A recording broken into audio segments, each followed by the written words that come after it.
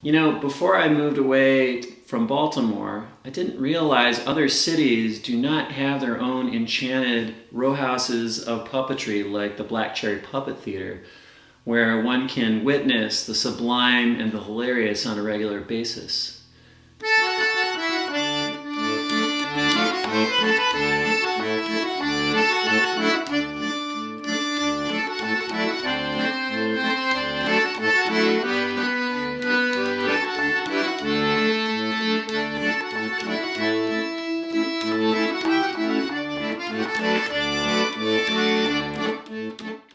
This place has provided so much space for people interested in puppetry to gather, to learn from each other, to be charmed and inspired by the art form of puppetry. And it's been an important place for touring artists to come through. And lastly, I think Black Cherry Puppet Theater has been so critical in raising up generations by now of young people who have encountered Black Cherry Puppet Theater through residencies in schools and in rec centers, and have formed a love of puppetry as a result. 'Cause it knows that spring is coming soon.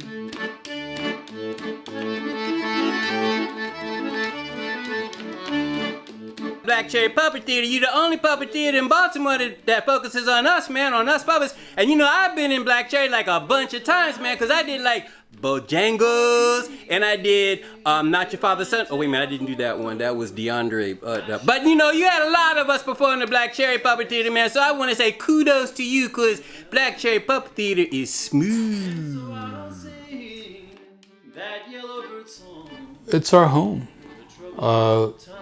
We've been involved in this neighborhood since the 1980s, and it's a neighborhood where we're appreciated and we can also have an impact. Hello, my name is Michael Lamison, and I'm Executive Director and a founder of Black Cherry Puppet Theater. Welcome. I missed the doorknob. We acquired the properties during not only a recession, but also the crack epidemic. Bought them in the late 90s. So we acquired these buildings, we renovated them, and then there were 2 vacant lots next to us. We acquired those, fenced them in, turned them into a performance garden where every event that's ever been held out there has been free. And it also, during the uprising in 2015, it was a safe zone where families could come and basically have a nice day out, you know, get away from all the strife that was happening during that period. We call it Puppets for Peace. So we made an investment, and we really felt that a small arts organization could affect a neighborhood and drive neighborhood revitalization. Welcome to Black Cherry Puppet Theater. 5. Can I see inside? Yeah, you can see inside. Got back your bike up. Clean your bike against Phil. What is Black Cherry? Black Cherry is many different things to many different people. If you're an educator, it's a group of teaching artists who come to your school or site and make really incredible puppet shows with your kids that are deeply embedded within the curriculum. If you are a touring performer, it's a place to come and perform before one of the best audiences anywhere. If you are a kid, or an audience member, it's a place to come and see a puppet show or really good music. If you're me, it's a space. It's actually, if you're me, it's a 50-pound block tied to your ankle that because I'm the administrator and Actually, I should be working on a grant report right now instead of sitting here talking. Or I should be writing a proposal instead of building a puppet show. You know, it's very gratifying to turn the lights down and have others come and perform and to do my own stuff on the stage. Hi, I'm Schroeder Cherry. I'm a Baltimore-based visual artist and a puppeteer, and I've worked with Black Cherry for a number of years now. Black Cherry Puppet Theater is the only theater devoted to puppetry in Baltimore, so it's actually a great place to allow puppeteers to practice their craft. But it's also a really cool place, what I think is a really cool place to build puppets. I have, I think, a dream shop.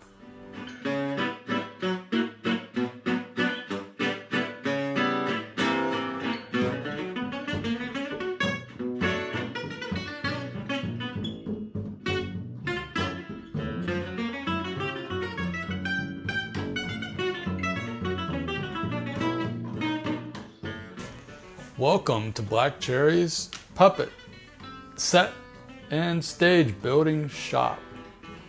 You know, what excited me most about getting our own building, a lot of people thought it was because we could have a theater.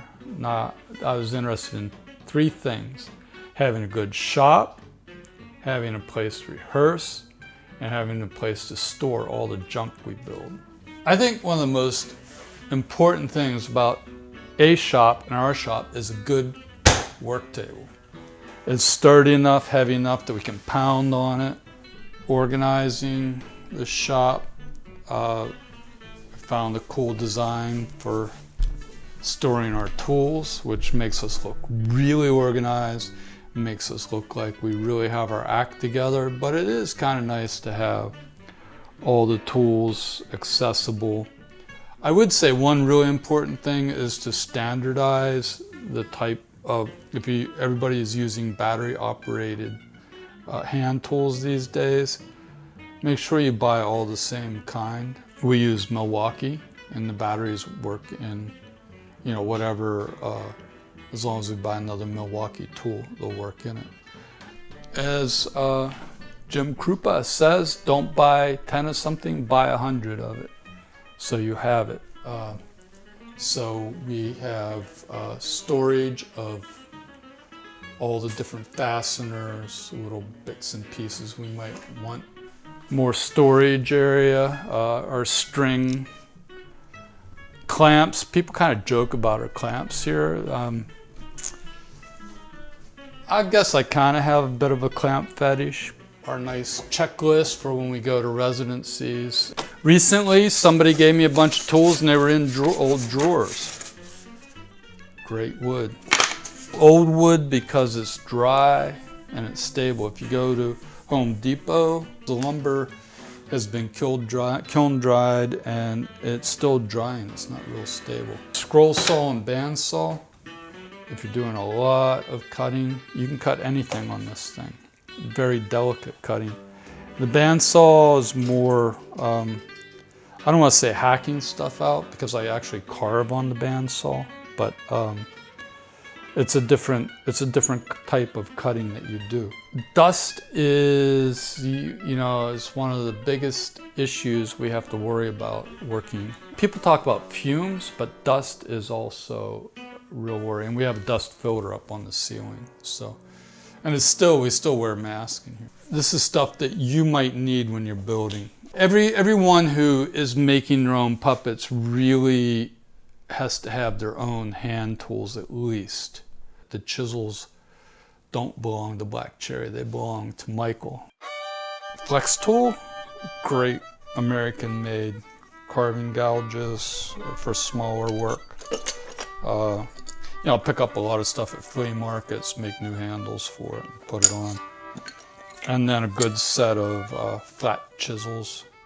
And if you have all the carving tools, then you need to have the sharpening tools. So, and you have to have a sharp knife carving wood. You know, it's kind of a cliche to say you cut yourself with a dull knife, but it's really true. rifflers, and different rasp. Another really important tool for people working with marionettes, hemostats to hold your strings. Even any puppet, get in there. It's another type of clamp, holds it really tight. You know, math was never one of my strongest subjects, but you need to be able to work with precision, inside calipers and outside calipers. But yeah, I have very little patience for somebody who can't use a compass. So, all right, so everybody thinks that I just like carving these figures and hanging them in the middle of the theater. That's actually a counterweight. When you're stringing marionettes, there's a lot of strings. Usually, or what I used to do was hang the puppet, then I would have something I would stand on so I could go work on the control. But with a counterweighted system, you hang your puppet. Yeah, you just take two pulleys and then you counterweight it, and you know, without bending over, you just do it. So anyway, that's our marionette stringing system here at Black Cherry.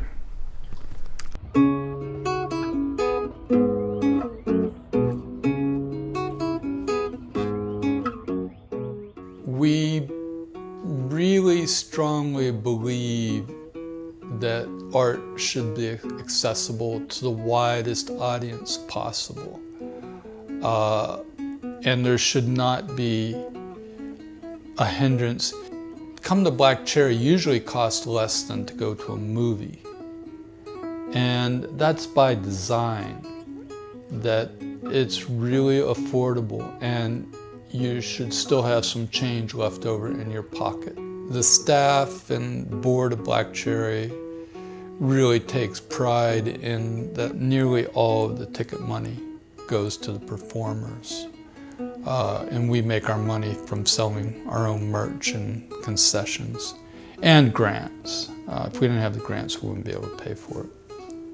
And another part of accessibility also is we're a touring theater, so we go out into neighborhoods. Many of the neighborhoods where we perform, people there will not go out to a place like a larger, more formal theater, but they'll come to a puppet show in their neighborhood. So we bring that little taste of culture to them that way. I was out of school last week, doing a residency, and my intro, I had a little shadow screen and I started the show, and you have these rowdy fifth graders, and suddenly it gets quiet, and I'm like, you just have that, this is why I do this. This is what I do. I have them. I have the audience. You don't do that. You can't get that in video. You just can't. I mean, what puppetry is for me, it's like making mistakes on stage and convincing the audience that that's the way it's supposed to be. You can't do that on a video. Why is puppetry special? Because you don't get bored as a puppeteer. You have so many different things that you have to do to make a puppet show. That there's something for every personality that you might have deep inside of you.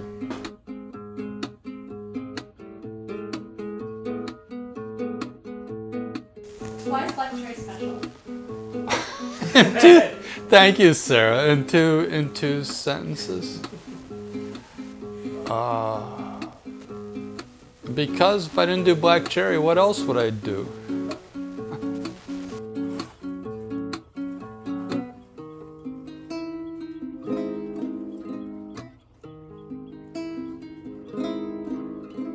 It would be amazing if we were able to realize some of the visions that we have for the kind of institution that Black Cherry could be. We have space here for hosting workshops and educational programs for young people, for families, for teachers. We have ideas about making an educational resource center that people can visit and learn more about puppets, creating more programming, family programs, puppetry shows, and touring shows. We have so many ideas for what this beautiful place could continue to become for Baltimore in the future, and one of those ways is to get involved with the capital campaign that we need to get underway and have to have someone lead in order to make those ideas become reality.